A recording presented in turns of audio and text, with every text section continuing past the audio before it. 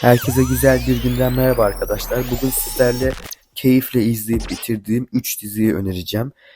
Umarım siz de bu dizileri beğenirsiniz. Belki birçoğunuz izlemiştir diyeyim ve videoya geçelim. Ama videoya geçmeden önce ise abone olup like atmayı unutmayın arkadaşlar. Hadi gelin dizilerimizi konuşalım.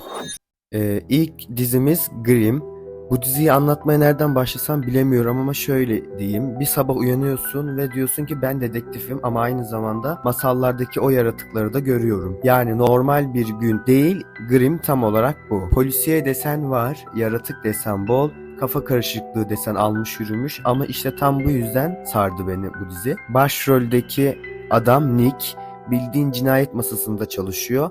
Ama bir gün halasının bir sırrı ortaya çıkıyor. Meğer bizim çocuk Grimm soyundanmış. Hem polis hem yaratık avcısı gibi bir şeye dönüşüyor.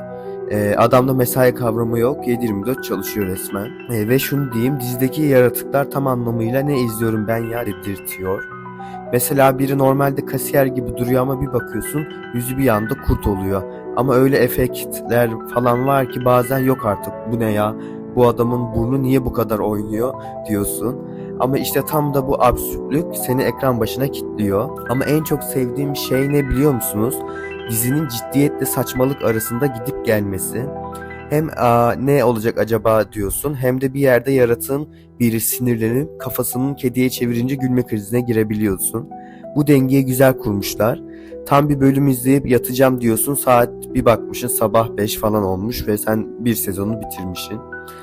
Ve şunu da belirteyim, eğer The Witcher, Supernatural ya da The X-Files gibi dizileri sevdiysen Grimm senin tam kafana göre. Ama biraz bu light versiyonu gibi düşünebilirsiniz. Kahveyle iyi gidebilecek bir dizi. Kahveni alıp yanına abur cubur alıp bence ekran başında saatlerce izleyebileceğiniz bir dizi. 6 sezon bu dizi arkadaşlar. 2013 yanlış hatırlamıyorsam başlangıcı, 2019'da bitiş. Ben bu diziyi çok beğendim. Oyuncular çok iyiydi. Çok sevdiğim oyuncular keşfettim. Ama bazen çok da sinir olduğum zaman oldu oyunculara. Ama bence bu diziye bir şans verin ve birkaç bölümüne bakın. Ve devamında gerçekten ne kadar çok güzel bir dizi olduğunu keşfedeceksiniz. Çünkü ben mesela eski dizi izlemeyi sevmememe rağmen bu diziye başladım ve valla 2013 yapımı olmasına rağmen full 6 sezonu 1,5 ayda falan bitirdim. Bu dizide söyleyeceklerim bu kadardı. Geçelim hadi diğer diziye arkadaşlar. İkinci dizimizde Superman Lois.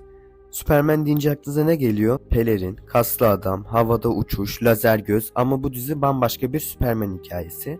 Yani artık Metropolis'i kurtarmaktan ziyade çocuklar bu kadar mı asi olur noktasına gelmiş bir süper babamız var. Superman Lois tam olarak şunu diyor. Evet, adam dünyayı kurtarıyor ama çocukları odasını toplamıyor.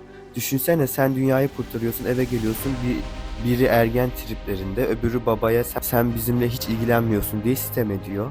Yani dünyayı kurtarmak kolay da ergen çocukla baş etmek zor be kardeşim. Lois'e gelirse kadın hala güçlü, hala gazeteci ama artık anne olarak da tam bir duvar. Superman uçuyor, o gerçeklerle savaşıyor. İkisinin dinamiği şahane ama böyle tatlış aile dizisi zannetme çünkü dizi tam bir duygu trenine biniyor. Bir sahnede ailecek gülüyoruz.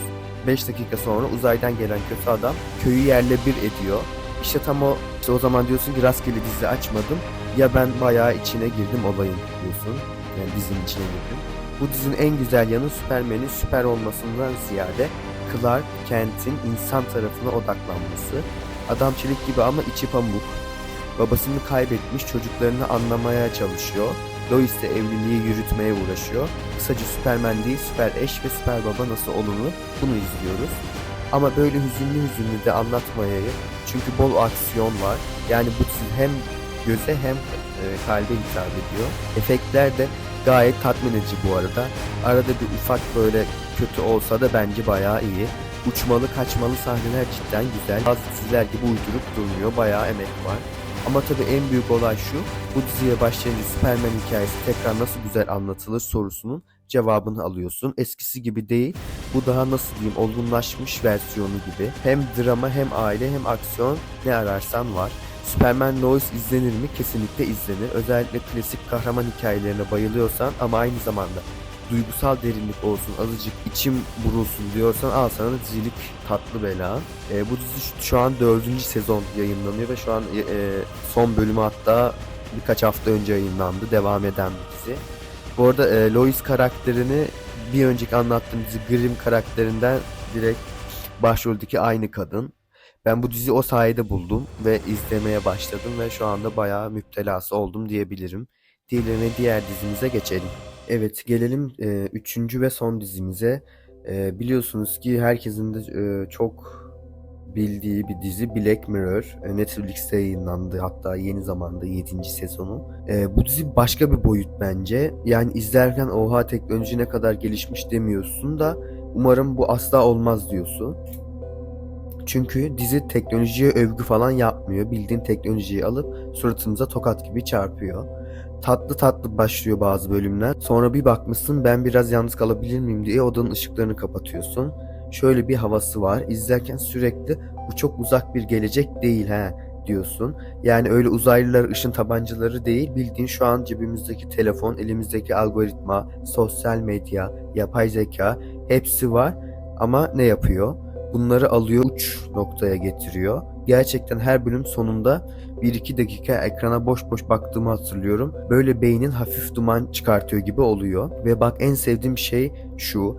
Dizi seni rahatsız ediyor ama böyle kötü rahatsızlık değil. Hani doğru bir şey izledim ama sindirmem gerekiyor gibi. Bu kadar da olmaz diyorsun ama içten içe biliyorsun ki olabilir. Olacak zaten bu yüzden etkiliyor. Gerçekten beni etkileyen ender dizilerden biridir. İzlerken bir yandan da suçluluk hissi geliyor. Çünkü o karanlık gelecek senaryolarının mimarı da biziz aslında. Biz o teknolojiyi tüketiyoruz, o ekranlara yapışıyoruz, o algoritmalarla mutluymuş gibi yapıyoruz. Ve Black Mirror bunu yüzüne yüzüne söylüyor. Ama alttan alttan bağırmıyor, ders vermiyor. Diyor ki bak bu sen olabilirsin. Görsel olarak da çok sade ama çok çarpıcı. Her şey sanki olması gerekenden biraz fazla steril, fazla düzgün ve bu da zaten tedirgin edici. O dizinin altında hep bir gariplik var. Bazen izlerken fark ediyorsun. Bazen fark ettikten sonra geri dönüp aa bak burası ne kadar manidar diyorsun. Sonra da kendini Reddit teorilerinde buluyorsun zaten. Yani Black Mirror öyle dizi değil ki açayım çerez niyetine izleyeyim. Bu dizi açılır içine düşülür bir oturuşta tüm sezonu bitiren var. Sonra 2 gün sessizliğe gömülen de var. Bu dizi psikolojik testi gibi yemin ediyorum. Kim hangi bölümde krize giriyor oradan karakter analizi yapılır. Özetle Black Mirror izlemek biraz cesaret istiyor. Çünkü sadece bir dizi değil bir aynaya bakmak gibi. Bazı şeyleri görmek istemeyebilirsin ama gördüğünde de iyi ki izlemişim diyorsun. Şok oldum, düşündüm, ürktüm ama bırakmadım.